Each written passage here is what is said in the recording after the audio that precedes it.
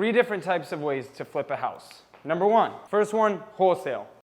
Number two, wholetail. Number three, that's a full fix and flip. Usually something you've seen on TV. Out of these three, wholesaling is going to be the easiest one to start with. A lot of beginners, they don't have a lot of the construction crew needed for a full fix and flip. They might not have the money to do it, or they might not have any of the knowledge to do it. So when you're wholesaling, you can skip out a lot of those steps and you can partner with someone else who knows what they're doing and then take portions of the proceeds from there. Who can wholesale?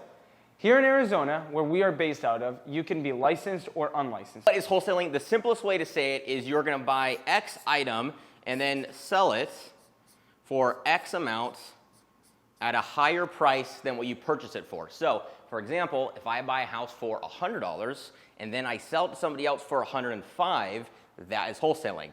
You make the $5 in between the 100 and the 105. Another example would be, let's say you bought a pair of Yeezys in 2018 and you sold it to someone in your classroom for twice the price. You wholesaled those shoes. And if you happen to buy those shoes for $700, you'd think that you would be a real idiot today in 2024 still owning those and making that mistake. Thank God no one here did that. But ultimately, you can wholesale anything. You can wholesale cabinets, you can wholesale shoes, you can wholesale flooring. The reason why we choose real estate is typically the price tag is higher. If I wholesale an avocado from $10 to $12, the $2 I make there isn't really worth my time. But let's say that I'm in Los Angeles and I wholesale a house from $1 million to $1.1 million.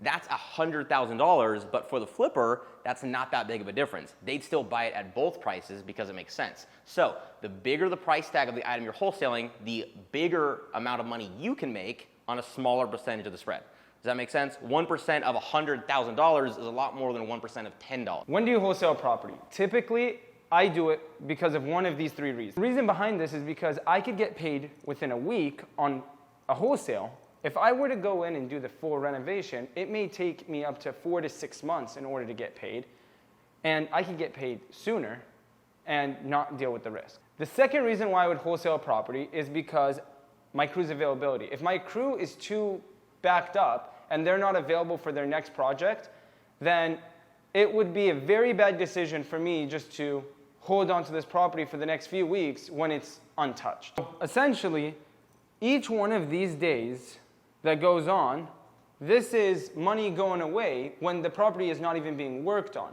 This is why I always have to check on my crew's availability. What we've learned through a lot of mistakes is if I can't get my crew to start demo within the next 48 hours of closing on the property, then we're probably not ready for that flip. The last thing is buy box. Real quick, I want to touch on what a buy box is, because this is a term that not everyone uses who is in the flipping business. Sometimes they'll just find a deal in, let's say, where they live, and then they find one an hour away, and they go, it's a deal, so that means I have to buy it. I'm gonna make money, and I'm gonna print cash, and then they don't do well because they don't know the area an hour away, or they don't know that when you cross a certain street, the neighborhood's very different. So buy box is understanding the type of property that you would buy in an area with a specific size, down to the super nitty-gritty of, I only buy homes in Gilbert that are a 3-bedroom, 2-bathroom, under 2,000 square feet from the year of 1980 to 2005. When you get that specific, the minute you start looking at these deals, you can immediately in your head go, that makes sense, that doesn't make sense, and then you can decide how you want to go through your criteria. But if you don't have that, it's one of the first things you want to get started on. Now you guys know what a buy box is. Sometimes the last reason is that they don't even fit ours. And I'll say that 3 times. Dude, I'm not doing that. So, what do we buy? We buy north of the 60 and east of the 101. That's why they call me Mesa Matt. Specifically, we like to stick under an ARV, an after renovation value of $450,000, 3-bedroom, 2-bath house, larger than 1,000 square feet, built 1980 and new. It is outside of this dome right over here.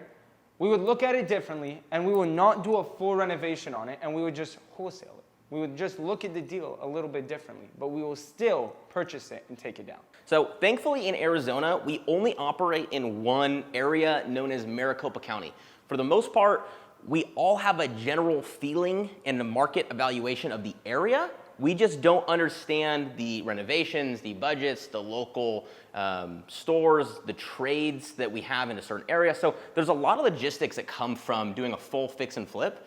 Like if we have a crew, for example, here, but then we want to flip a home here, now our painter has to drive this entire distance that's just adding extra logistics. So it's not that we don't understand Maricopa County, but it's the other variables that exist that allow this to be the best for full renovations, okay? So these are the 3 reasons why we would wholesale a property over a traditional fix and flip like you'd see on HGTV. Last piece is, why would you wholesale? Let's say that you're a seller and you have a home, or let's say you're a licensed agent and you're working with a seller.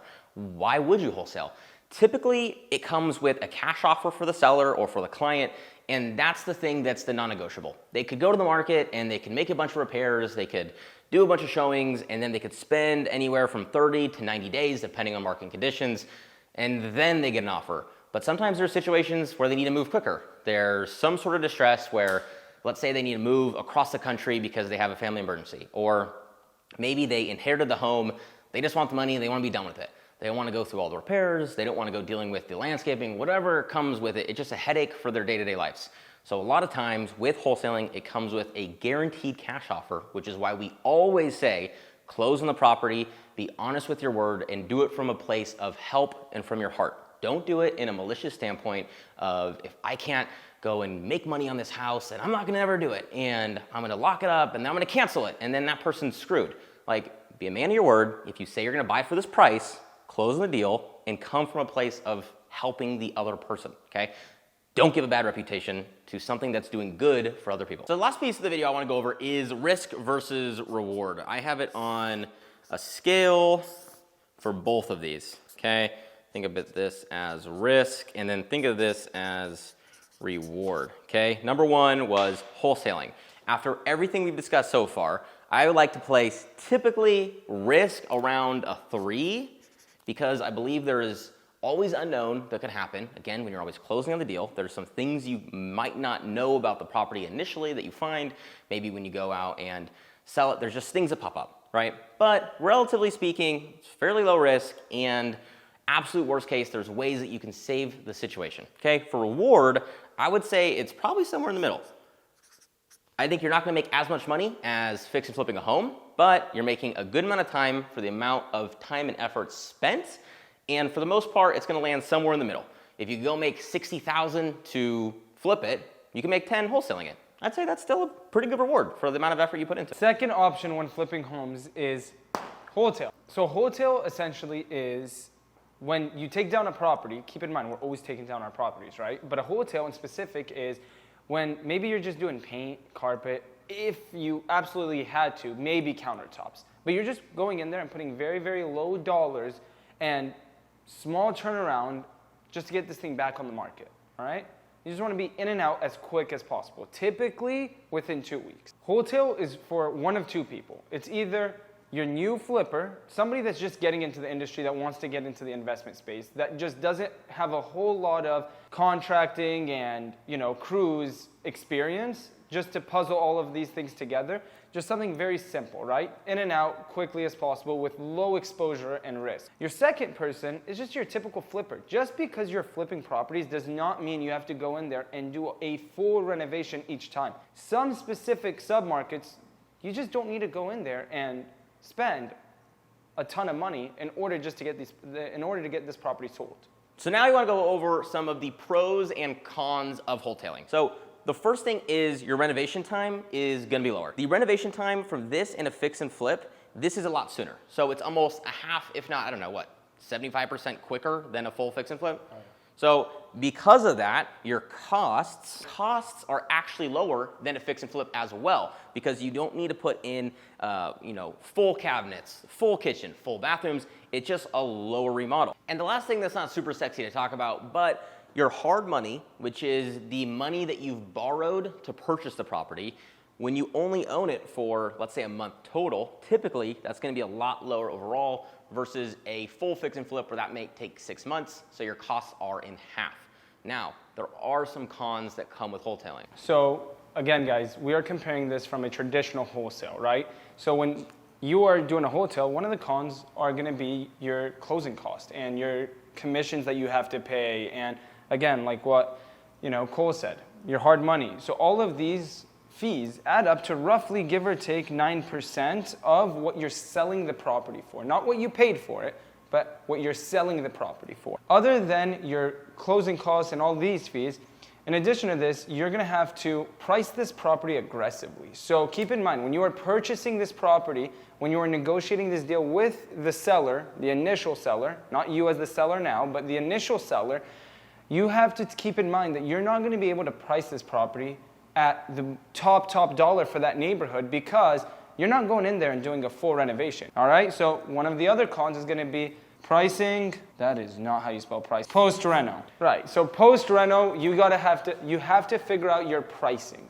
Just because you don't want this property sitting on the market. The longer these properties sit on the market, it's the more hard money that you're paying, and everything just gets more expensive because, again, you are holding the property longer. You want to be able to just turn and burn these things and, get on to the next one. If you have to do a wholetail, typically, how long would you want to hold the property? So first closing happens, and now you're working on the reno.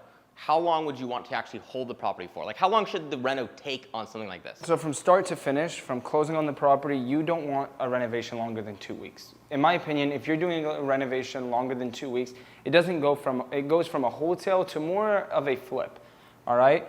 So from start to finish, from when you close on this property and from once you have sold it and you've returned all your money to your hard money people and all that stuff, in my opinion, it shouldn't take longer than 60 to 90 days. So if you're looking at this and you find a deal and they're like, great, we need a new roof, we need a new AC, and we need plumbing done, you should just go in your head, that's not gonna be done in 2 weeks, so this is not something I should wholesale. We'll talk about fix and flip, but that is one where you'll potentially want to wholesale instead, back to option number 1 earlier in the video. So at the end of the video, we're gonna be talking about our exact models that we use for this, but as a general speaking, what to look for when it's a wholesale, this is something that might be 1990s and up, that's 1999, 1990s and newer, because typically these homes are built well and they're not old enough to where the walls are all messed up or they really have to do any major repairs. They might need to just update some of the basics like the paint and the carpet. These homes might also be one that was like a time capsule. This might be someone that has owned it for, let's say they're a single owner and they've had it for 50 years and they've just kept it in perfect condition. You might be able to go in and say, man, a lot of this stuff is still awesome. We don't need to make any changes, but we do want to do a couple quick updates like new carpet because that's hard to keep clean. And then maybe we'll brush up the walls just to make sure that it's ready for market. So typically speaking, these are going to be newer homes or ones that were extremely well kept. Risk and reward, guys. Risk is a little bit greater than a wholesale, and that is because you are actually going to be doing the renovation on this property and going to be putting money into the property.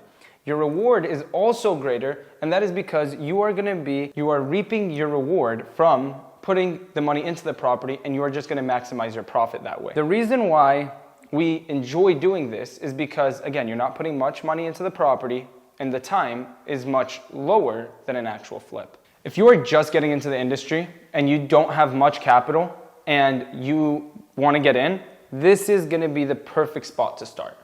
And that's just because you could be in and out quick and it doesn't require much money. So now we're going to talk about fix and flipping, which, spoiler alert, this is the highest risk and reward that you can have in the investment business.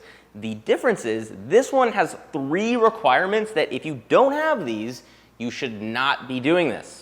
So the first option is you have the money that you can do this multiple at a time potentially and lose everything and you can still pay rent next month, you're still fine. So let's say you have $200,000 that you can just throw out a window. If you have that, great. If you don't, the next option is the classic bigger pockets, which I'll be honest, I'm kind of tired of hearing OPM, okay? But if you have a capital partner or someone that has a high amount of savings that they could do this, then they can help you out. If you don't have either of these, okay, then the third option, which is my favorite, is risk it all, okay? If you are willing to absolutely risk everything you own and throw it on black. Okay, so typically, there's 2 options. Have the money or have someone else that has the money. Okay, don't do this third option. But also, I'm going to tag along on one thing, all right? Cool? Okay, go ahead. Second one, the only time I would use other people's money is if you've built your track run and have tried flipping properties by yourself a few times.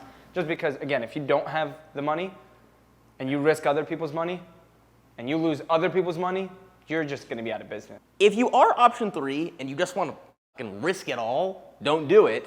But you can cheat by partnering with someone that knows what they're doing here and have the money. So for example, you could go and send the deal to Matt and I, and then we can help you fix and flip it. We can make it make sense for everybody, but the point is, you have to have the money. If not, you should be doing the first step, which is wholesaling, and send it to someone that knows what they're doing. So if you have a deal like this and you're not ready to take it on yet, you can send it over to us on Instagram or comment down below to send us an email. When should you start fix and flipping? In my opinion, what I've done is once you've accomplished step 1 and step 2, which is wholesaling real estate and wholetailing real estate, you should not touch fix and flip until you have done the first option and second option.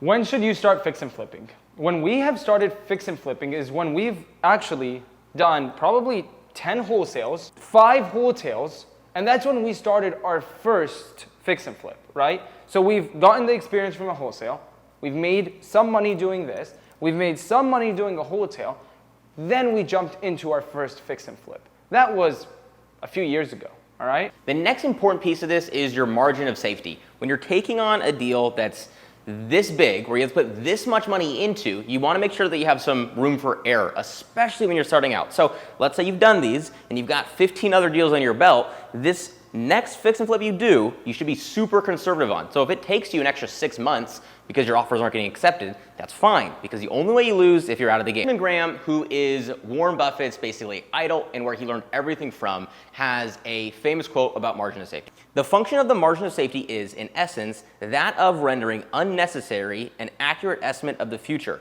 What that means is, if I'm gonna go buy one of these and I'm gonna say, well, the market's on fire right now, so it must increase. That's me predicting the future. I need to operate in the today. If the market is not great today, I can't buy a house assuming it's gonna turn around for me tomorrow. I have to continue to live in the world that we're in and buy it with the margin of safety to help with any potential unknowns that pop up. The best way for you to have margin of safety is going to be partnering with somebody that knows what they're doing on your first deal. So let's say you and your partner have already went and done the deal. There are 3 things that you should reflect on. First thing is going to be, what did you spend?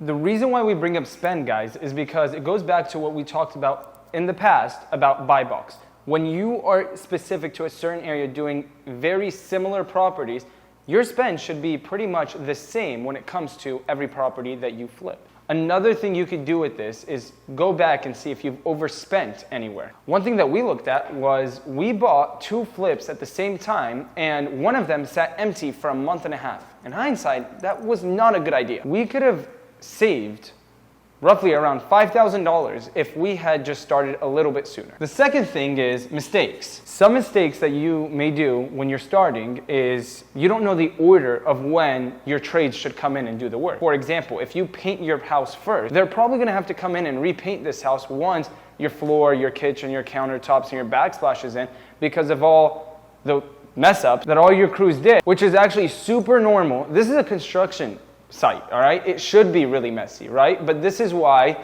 you learn from the mistakes that you just outlined for yourself. The last thing is actually going to be time. What took longer than you would have liked it to? For example, your floor guy told you it would take 2 days to get the flooring done, but he didn't start for a week until after he gave you the green light. It just pushes everything down, right? So you have to get to know your crews and know their timing. A lot of people in construction, they have terrible timing. Terrible. They will tell you they'll start on a Monday. They don't even get to it till Saturday. So you just have to figure out your crew's times and plan accordingly. Again, it is super normal, and we've been through it a bunch. One note on time is when you've done some of these wholetails, you start to get a feel for how your crew operates, which can help you time this. So you know, okay, in weeks 1 to 2, we do demo. Typically, my floor guy, he says he can do it in week, let's say next week. So I'm just gonna tell him it's actually a week sooner, knowing that it's pushing him forward a little bit more than he needs. The demo crew finishes, and then the next day, the floor guy goes in. So you can kind of manipulate the timing of everything if you understand your crew properly and how long things take. If reno takes 2 weeks, let's say, every single time, then you know I can't start doing cabinets on week 1 because they're still working on it. So super simple things, but as you do this, you can start to make a standard operating procedure of the exact timing, pricing, and things to avoid on the property. Again, that's why a buy box is important. If you flip the same house 10 times, it's gonna be the same 9 out of 10 times. So basically, it takes out all the guesswork. Bonus tip is if you know that you have a crew that's typically in the first half of the project and the second half, if you decide that you want to take on 2 projects at once, you can time it so your first crew is done, let's say, demoing and doing floors. By the time that they're done, your painter comes in and these guys go down to the next house. So then when they're done with their demo and floors, your painter just finishes here and transitions here. That actually helps your crew continue to work on jobs. They're staying happy because they're getting consistent work, and you're cutting down your time across the board. So as you scale this, you can start to figure out some of the nuances that come with it and some of the timings that creates this machine that's every 3 months, let's say, you have this exact way that you're flipping the houses. So just keep doing it and learning, and then you can get these 3 things down and eventually work your way to the bonus step. Now going back to risk and reward, I would put risk at 10, and you're also putting your reward at 10. And again, the reason behind this is because the risk is 10 because you are actually doing the full renovation. You are going more into a renovation than you are on a wholesale, and you are doing absolutely everything. So that means capital outlay is at an all-time high, all right?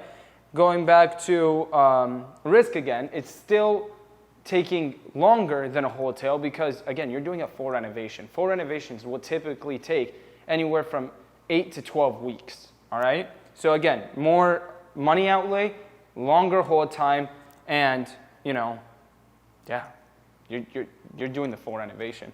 Reward, again, all-time high because you are putting a lot of money into this property that you should be able to sell it for top dollar, which will maximize the amount of potential profit you should be able to make on this property. Yes, it is at a 10, but that doesn't mean that every time we flip a house, we understand that we're going in at a 10 risk. We found ways that we can reduce this down to, I don't know, you could say like a 3 to a 5 because we've done these things. So first thing is we comped maybe even 1,000 homes. If you go in and you look at, let's say every day you comp 10 homes in the MLS, you use Zillow, Redfin, whatever tool you have available, and you go and comp 10 houses. At the end of a year, you are going to have insane experience of knowing what something's worth. You can then, before you start, you can talk to other flippers. You can go to them and say, hey man, what did you spend on this deal? What things popped up, like your time, your mistakes, or what could have gone sooner? What things happened on the deal that you would have done differently? And you can do that, again, for a year. So now you've comped 1,000 homes, you've talked to a flipper, let's say you've talked to 100 flippers of these 1,000. So you know this is what he bought it for, this is what he sold it for, this is what he spent, this is how much he made. You've done that 100 times. You've essentially virtually flipped 100 homes. You have a very good feel for what it is. And then lastly, we've talked about this a bunch, partner with somebody. So once you've done all this and you know exactly what the numbers are, you might not have the trade still, or you might not have the game experience, right? I can watch 100 football games and still not know how to play football, but I can go to someone and say, hey, can I partner with you on this deal? I have a good idea of all these things. I actually have a deal myself, bring value to that person. I have a deal. I would like to partner with you on it, and I would like to learn along the way. They're getting a deal which brings value to them, and you're getting the experience. The exchange at the end of this, you will have more experience than 90% of the people that are starting out, and this risk gets reduced significantly. The camera cut off and I don't exactly know what I was saying, but the point is, if you've done all these things, you've reduced a significant amount of risk, and as long as you bring value to a flipper, they're willing to help you on those pieces. Right, the moment of truth, the exact models that we use for wholesaling, and flipping. Matthew, take it away. Wholesale.